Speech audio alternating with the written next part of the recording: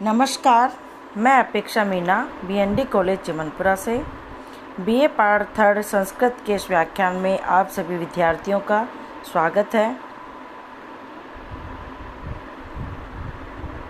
जैसा कि आप जानते हैं, मैं आपको गीता पढ़ा रही हूँ। भगवत गीता के तीसरे अध्याय का कल मैंने आपको 20वें श्लोक तक पढ़ा दिया था। उसी क्रम को आगे बढ़ाते हुए मैं आज 21वें श्लोक से प्रारंभ करती हूँ। देखिए,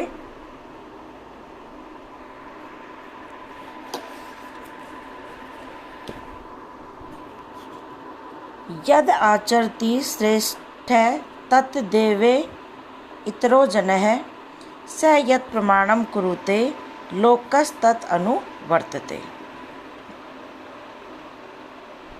भगवान श्री कृष्ण यहाँ पर लोक संग्रह अर्थात अपने आचरण द्वारा संसार को उपदेश देने की प्रवृत्ति का विश्लेषण कर रहे हैं कि श्रेष्ठ जन संसार के लिए प्रकाश स्तंभ होते हैं।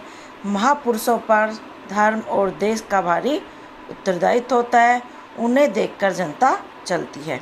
तो यहाँ पर भगवान श्री कृष्ण अर्जुन से कहते हैं कि अन्वय देखिए, श्रेष्ठ यत यत आचरति इतरे जन तत्तत् एव स यत् प्रमाणम कुरुते लोकः तत् अनुवर्तते। श्रेष्ठ यत यत आचरति,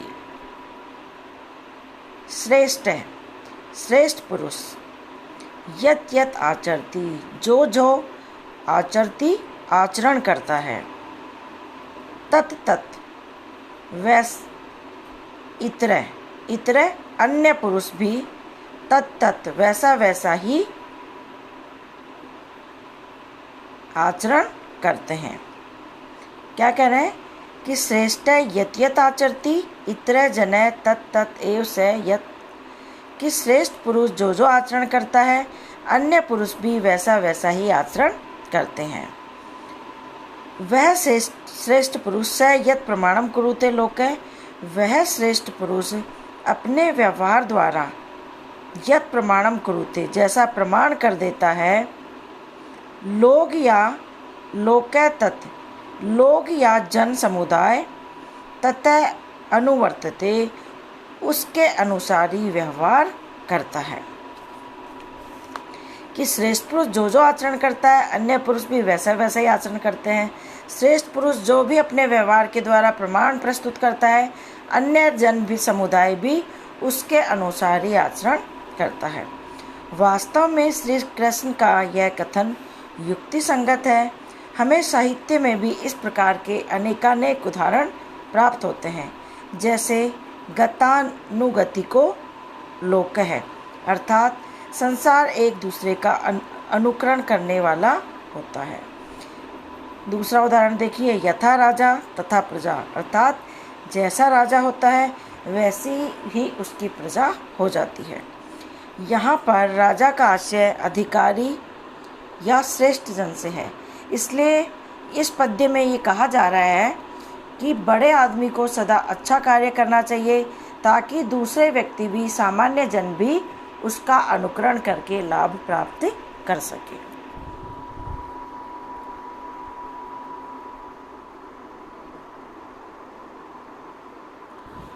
न मे पार्थ अस्ति कर्तव्यम त्रिषु लोकेषु किंचन न अन्वाप्तम अवाप्तव्यम वर्त एव च कर्मणि। अन्वय देखिए, पार्थ में त्रिषु लोकेषु किंचन कर्तव्यम न अस्ति च अन्वाप्तम अवाप्तव्यम न कर्मणि एव वर्ते।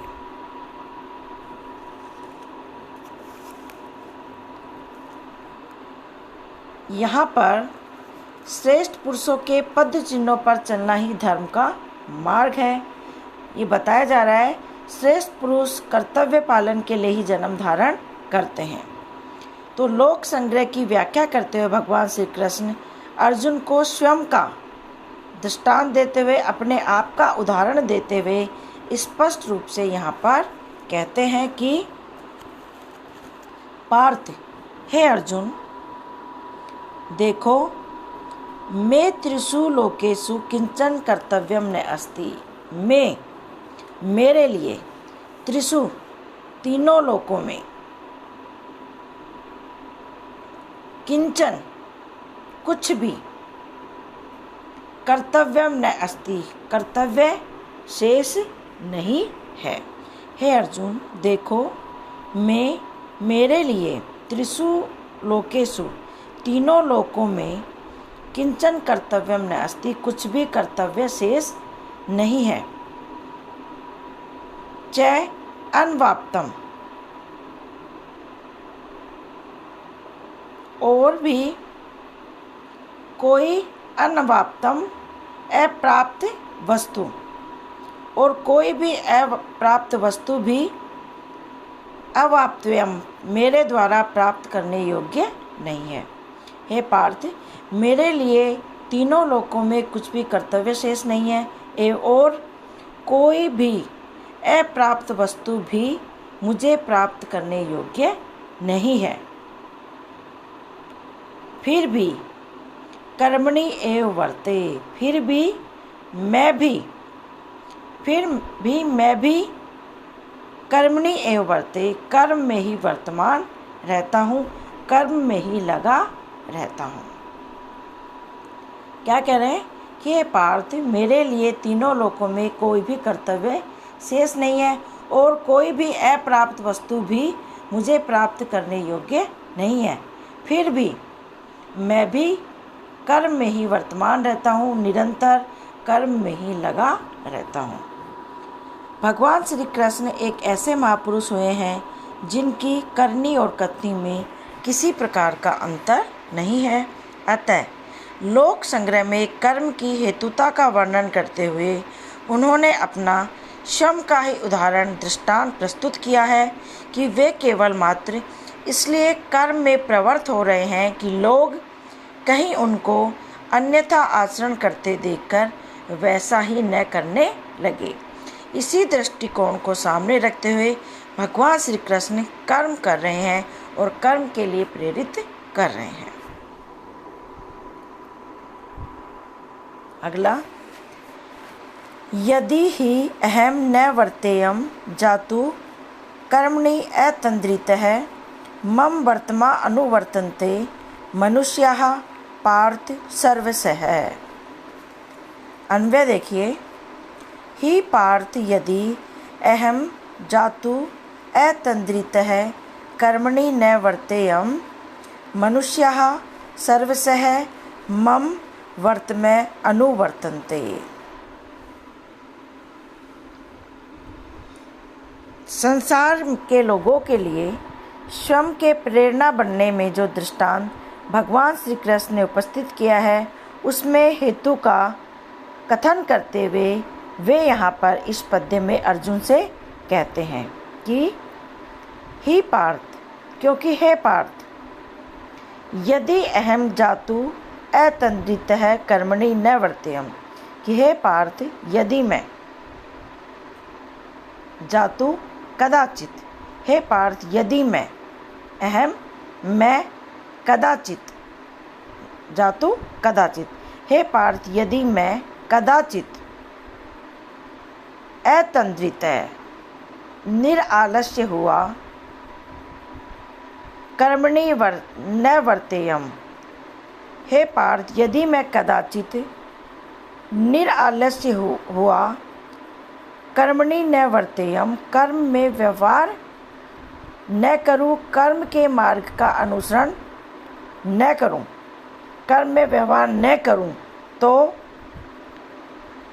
मनुष्य सर्वशः मम वर्तमे अनुवर्तन्ते, तो समस्त मनुष्य सर्वथा सब प्रकार से मेरे मार्ग का अनुसरण करने लग जाएं। क्या कह रहे हैं? हे पार्थ, यदि मैं कभी कदाचित निरालस्य होकर कर्म में व्यवहार न करूं, तो निश्चित रूप से मनुष्य सर्वथा सब प्रकार से मेरे मार्ग का अनुसरण करने लग जाए।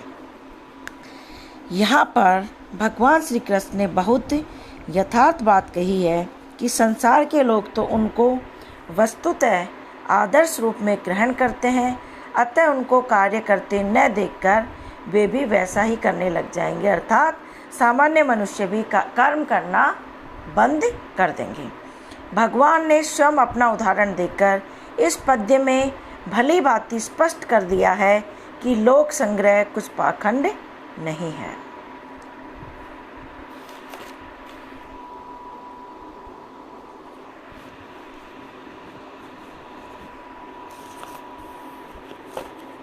अगला देखिए,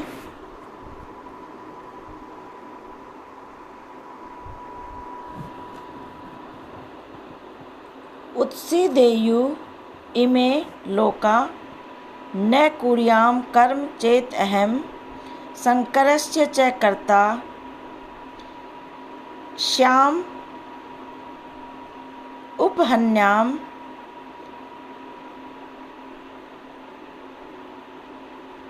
अभिममा प्रजा। अन्वय देखिए, चेत अहम कर्मम न कुर्याम इमे लोकाः उत्सीदेयुः शंकरस्य कर्ता श्याम च इमाः प्रजाः उपहन्याम।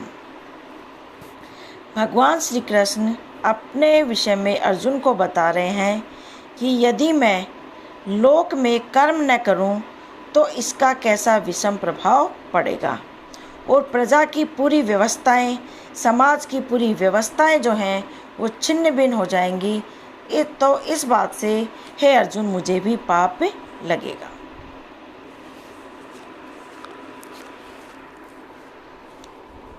देखिए, चेत अर्जुन से कह रहे हैं कि यदि अहम कर्मम न कुर्याम, कि है अर्जुन यदि मैं कर्मम न कुर्याम, कर्म न करूं तो इमे लोकाः, तो यह लोक स्थिति उत्सेदेयु नष्ट हो जाएगी। कि हे अर्जुन यदि मैं कर्म न करूं तो इमे लोका, यह जो लोक है, न तो यह जो लोक स्थिति है, तो लोक स्थिति निमित्तक कर्म के अभाव से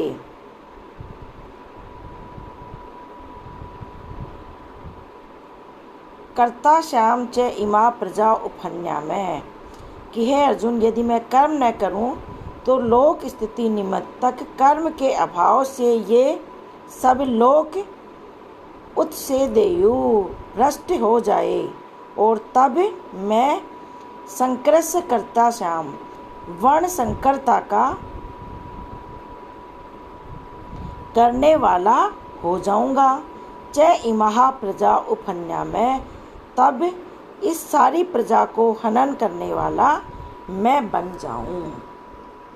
कि हे अर्जुन यदि चेत अहम कर्मम न कुर्याम इमे लोका उत्सेदेयु, कि यदि मैं न कर्म करूं तो लोक स्थिति निमित्त कर्म के अभाव में ये सारे लोक उत्सेदेयु भ्रष्ट हो जाएंगे, नष्ट हो जाएंगे। तब संकरस्य कर्ता श्याम, तब मैं वर्ण संकरता को करने वाला बन जाऊंगा। च और इमाः प्रजा उपहन्यामः, और इस सारी प्रजा का उपहन्यामः हनन करने वाला मैं बन जाऊंगा और मुझे पाप लगेगा। यहाँ पर भगवान श्री कृष्ण ने भी स्वयं द्वारा कर्म न करने पर उत्पन्न होने वाली दुर्अवस्था का स्पष्ट रूप से संकेत किया है कि कर्म न करने का प्रत्यक्ष फल विनाश होता है। एक मनुष्य कर्म को छोड़कर आलस्य में पड़ता है तो उसके सहस्त्रों जीवन बिगड़ जाते हैं। तो यहाँ पर उन्होंने कहा कि अगर मैं कर्म नहीं करूँगा तो संपूर्ण लोक भ्रष्ट हो जाएगा, नष्ट हो जाएगा, और तब मैं वर्ण संकरता को करने वाला हो जाऊँगा और इस सारी प्रजा को हनन करने का पाप मुझे लगेगा और मैं इस सारी प्रजा को हनन करने वाला बन जाऊँगा। अगला सक्तः कर्मण्य विद्वांसो यथा कुर्वन्ति भारत कुर्यात् विद्वांस तथा असक्त चकीर्षुर्लोक संग्रहम्। सक्तः कर्मण्य विद्वांसो यथा कुर्वन्ति भारत कुर्यात् विद्वांस तथा असक्त चकीर्षुर्लोक संग्रहम्। अन्वय देखिए, यदा अविद्वांसः कर्मणि सक्तः कुर्वन्ति तथा भारत विद्वान लोक संग्रह चिकीर्षुः असक्तः कुर्यात्। यहाँ पर सामान्य और विद्वान जन के कार्यों का विवेचन करते हुए भगवान श्री कृष्ण इस पद्य में इस बात पर बल दे रहे हैं कि विद्वान को आसक्ति रहित होकर कर्मों को करना चाहिए। यथा अविद्वांसः कर्मणि सक्ता, यथा अविद्वांसः कर्मणि सक्ता कुर्वन्ति तथा भारत। यथा जिस प्रकार अविद्वांसः अज्ञानी जन, जिस प्रकार अज्ञानी जन मूर्ख अज्ञानी जन कर्मणि सक्ता कुर्वन्ति कर्म में आसक्त हुआ करते हैं, कि हे अर्जुन जिस प्रकार मूर्ख अज्ञानी जन कर्म में आसक्त हुए कुर्वन्ति कर्म करते हैं तथा भारत उसी प्रकार हे भरतवंश में उत्पन्न होने वाले अर्जुन विद्वान लोक संग्रह चकीर्षुः असक्त कुर्यात्। तो उसी प्रकार विद्वान भी लोक संग्रह को चलाने की इच्छा करने वाला होकर असक्त कुर्यात् आसक्ति रहित कर्म करे।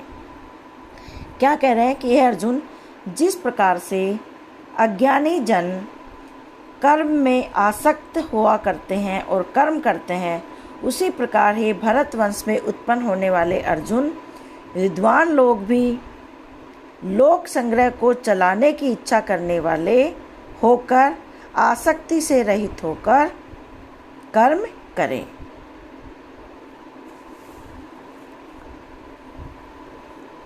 क्या कह रहे हैं कि ज्ञानी जन आलस्य छोड़कर सावधानी से कर्म करते हैं, अज्ञानी जन कर्म में आसक्त हुए कर्म करते हैं।